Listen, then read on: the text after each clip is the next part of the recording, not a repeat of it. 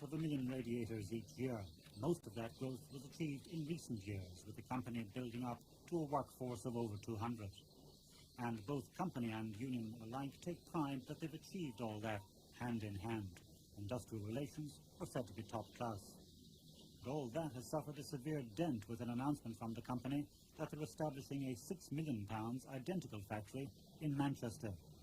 £2 million is to go into new equipment at the Clonmel factory. That will go side by side with a loss of 50 jobs. There's certainly anger. The initial feeling on the company's announcement of its intentions to expand in Manchester and the effects of rationalisation was one of shock. I mean, the company had led us to believe since 1986, October in fact of 1986, that all its intentions were to expand this industry in Clonmel. So naturally, given the fact that all of our actions in that period of time were designed to facilitate that particular development in Clonmel, it naturally came as a shock to us. In fact, in that period, the workers in Barlow had put into abeyance a lot of their aspirations. And they fear that this is just phase one of a greater move, that because Barlow's major market is in Britain, that's where they will increasingly make the radiators, and Clonmel will lose out. We believe, in fact, that we're possibly witnessing the corporate immigration of Barlow from Ireland into Britain, and that's something that seriously concerns us. The initial proposals are called for the reduction of 51 jobs in the permanent workforce. It would also involve the loss of some in the region of 11 temporary positions. It will involve radical physical changes within the plant, and it will also call, of course, for some investment in the plant, but not enough as far as we're concerned to satisfy us that the company have any long-term intentions of remaining in Clonmel. The union representing the mass of the 220 workers, the ATGWU, says it was deliberately fed information by the company which led it to believe that the entire expansion was happening in Clonmel. Instead, £2 million will go into Clonmel with job losses and £6 million will go into Manchester. They do not believe they were honestly treated by the company. Quite frankly, no. The company all the time in negotiations with the union have led us to believe that the expansion proposals were on the mat, but that they would be taking place in Clonmel. We were never led to believe otherwise. And for that reason, as I said, we feel that the company have not been upfront with us, and had they been, well, we would have had an input at a very early stage. The company denies that it had deceived the workforce. It had to make the Manchester move because the total expansion here would have meant having to close the Clonmel factory for 3 months to make the changes, and that would have meant disaster in the market, they say. And there's the logic of being in your major market. Barlow Managing Director, Charles Wheeler. 90% of what we produce is exported to the UK. The part of the reason, yes, it takes us closer to our major market, but also it spreads the risk of disruption of supplies to the marketplace should there be strikes on the Irish Sea. In fact, right now there's one threatened in the next week or so, and that could have drastic consequences for the company. The position is that the company is also in a market that is sensitive to importers, and Barlow is the number one importer in Europe into the UK, is a high-profile company in the context of the way in which the major British manufacturers look upon us. And importers are excluded from government contracts as an importer, and as a British-based manufacturer, or with a British base, we will have much greater prospects of obtaining some of those contracts which we have been excluded from. But of course the workers would fear is that because your major market is in Britain, you're not going to have a manufacturing facility in Britain to satisfy it to some extent anyway, that future manufacturing development would more likely be in Britain rather than here, so you wouldn't have the transport problem. I've been at great pains to assure the employees here that Clonmel has a continuing important role to play, and that is underlined by the fact that we have last year spent somewhere in the region of £350,000 on new equipment, and by the end of this year, or going into the early part of 1989, we shall spend a further £2 million on new equipment.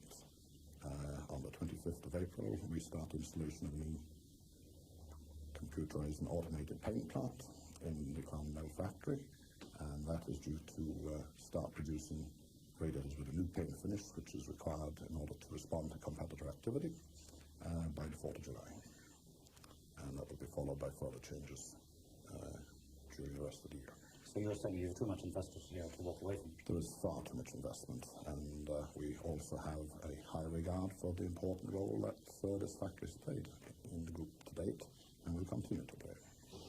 And they insist plans to slim Clonmel and produce more in Britain will go ahead. Pressuring politicians will not change that. The company cannot have consideration for politics. We must do what we have to do within our own organisation to ensure that the future strategy of this company will secure its future, both for the Clonmel plant and for the rest of the group as a whole. Now, there's a protest planned, as I'm sure you're well aware. What effect, if any, will the protest?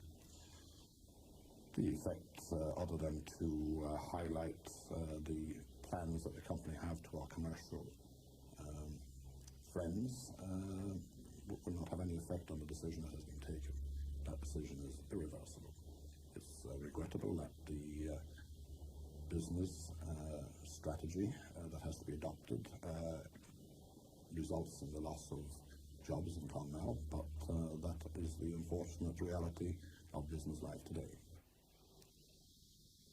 They're in an intensively competitive business, and to survive, labour-intensive methods have to be automated, they say. But the union replies that it has no problem about negotiated rationalisation. It's as aware of the real world as anybody, it says. But such jobs as there are to be should be in Clonmel, not in Manchester. And they're pinning their hopes on politicians, that they will exert some influence. We believe that pressure can be really and realistically applied to politicians on the basis of the terms of the national plan. The union has kept its side of the bargain within the terms of that programme for economic recovery. I don't think it's unreasonable for us to accept that Barlow is an Irish-based industry, born and raised in Clonmel, developed in Clonmel by local labour and expertise, shouldn't keep its side of the bargain. Bank branches in Clonmel's O'Connell Street at noon, while simultaneously a group of workers who'd gone to Dublin were mounting an identical protest in the AIB branch in O'Connell Street there. The men said theirs was a token occupation to last about 3 hours, which meant they stayed in the bank while it was closed for lunch. Bank business continued during the occupation. In a statement, the men's union, the ATGWU, said the bank was a major shareholder in the Barlow company and could produce a change of heart in Barlow's attitude if they so wished. And the statement called on trade unionists and individuals to withdraw their accounts from AIB and to boycott its services, to put pressure on the bank. The Barlow heating radiator plant in the town has been closed for 6 weeks now in a row over what the workers see as the export of their jobs. While the men here were on short time, 1 week on, 1 week off, and were being asked to accept a pay cut down to British rates, the workforce in the company's plant in Manchester was being expanded. Labour Court talks have failed to find a solution to the dispute. ATGWU District Officer Sean Lyons. We're hoping that the AIB will see reason and make the necessary monies available to enable the plant to stay in Clonmel and to provide continued employment for the people in Clonmel who have worked so hard over the last 20 years to build up the firm to the very strong position that it held prior to this dispute. Commenting on the union's claim that the bank was a major shareholder, a spokesman for AIB said that to single them out was unjustified, since the bank indirectly owned only 9% of Barlow. They trusted that in the light of that fact, the union would reconsider its call for a boycott. During the 10 weeks dispute, while pickets were on the plant, office staffs continued to work in the factory, and that was bringing in about £100,000 a week to the company for sales from stock, according to the union. This occupation of the plant was aimed to stop all that. 10 of the 156 striking workers moved into the plant last night and this morning refused entry to the office staffs. But they did allow in 2 members of the management team to witness the fact that they were causing no damage, said a spokesman for the ATGWU. The union claims it was forced to escalate the dispute because of the failure of Labour Court attempts at solution, which the union, of course, blames on management. The Clonmel workers had been on half-time because of a drop-off in the company's British market, while the workforce at the company's British plant at Lee outside Manchester had been doubled. The company had said that production at Clonmel was too expensive and had asked for a drop in wages to British rates. That led to the strike. The workers claim the Clonmel factory is being deliberately run down. They say their jobs are being exported to Britain.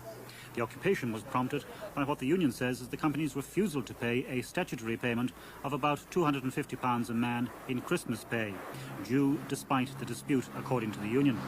It will mean a slim Christmas for their families and Christmas dinner in the factory during the occupation. But the men say they and their families are determined to fight on. Shop steward Pat Neal. The women behind the men in dispute have now come together and formed a women's support group, and that's a further example of the determination of the workers and their families to win this dispute on behalf of the town and the country. Exporter of central heating radiators to Britain for many years. Last year it launched itself on the stock exchange and opened a factory at Lee in England to help service that market. At the same time, the workers' union, the ATGWU, agreed to a programme to revamp the Clonmel plant to make it more competitive. That meant 40 redundancies, increased productivity and a 2-year wage freeze. However, during the summer months, the company came back to the union and said they were having difficulty with a drop in the British market. The Clonmel workforce was put on half-time, 1 week on, 1 week off. But at the same time, the numbers of staff in the British factory were doubled, brought up to 150. Now, according to a union source, the company wants to cut wage packets in Clonmel to bring them down to the basic British level. The men's union says that what it calls Thatcher wage rates only pay for British rates of tax and British prices. And anyway, they say there isn't any real cost gap. They accuse the company of disastrous mismanagement and of deliberately running down the Clonmel plant in favour of increased production in Britain. Shop steward Pat Neal. The board of directors and its advisors have acted with total incompetence. They've misread all of the economic signs, and as a result of that, the company is now in bits. Now, they say that they can produce more cheaply in Britain and they're trying to get your wages down to that level. If they can produce more cheaply, aren't you going to have to compete?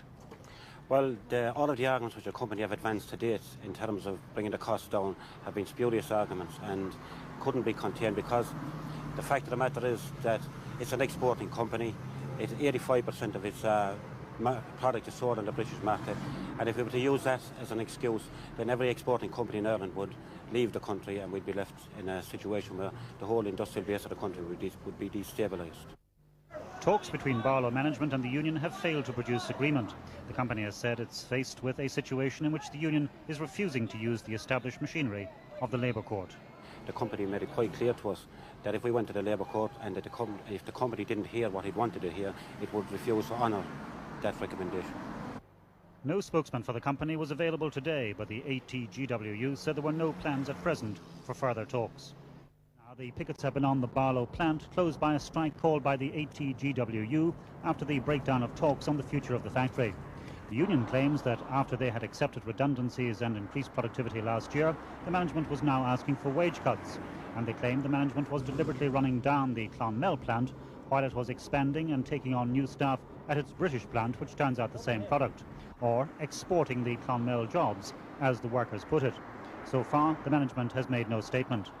Today's protest march was called by the town's Council of Trade Unions, who also called on workers to stage a half-day work stoppage. The 156 Barlow workers were joined by perhaps a few hundred other workers. And at a meeting held outside the town's Allied Irish Bank, said to be a major shareholder in the Barlow company, the Mayor, Councillor Sean Nyhan, said that the silence from the company was intriguing. The lives of 156 workers had been gravely affected by the jobs for export row, he said, and the company should come out in the open and put its cards on the table about the future of the factory. He had offered to mediate, he said, but was turned down. For the workers involved and for the town economy, the outlook was frightening in the run-up to Christmas. Barlow shop steward Pat Neal.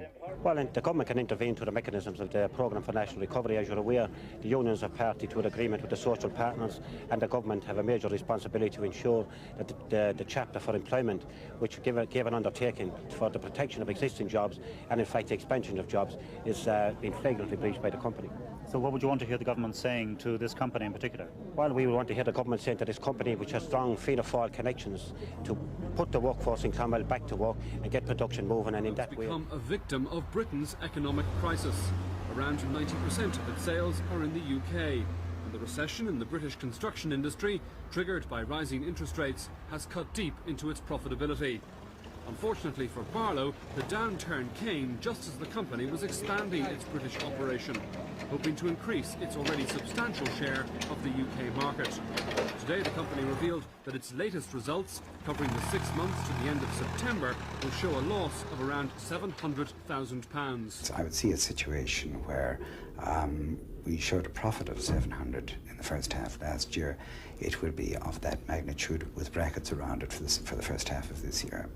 And for the full year, will the company be back in the black again? I think again, Brian, in the chairman's statement, he refers to us being a low-cost producer, and I have no doubt that if one takes the second half of the year, we'll be much more cost-effective because the rest of the cost reduction programme is currently going into position. Barlow's strategy is to sit out the recession in Britain, maintaining profitability by reducing production costs as much as possible. I would think that we will see Barlow at a reasonable level of profitability in a depressed market, a level which will be acceptable to the shareholders in that depressed market. And when the British economy kicks back to life, then I think one will see the profits rising quite dramatically.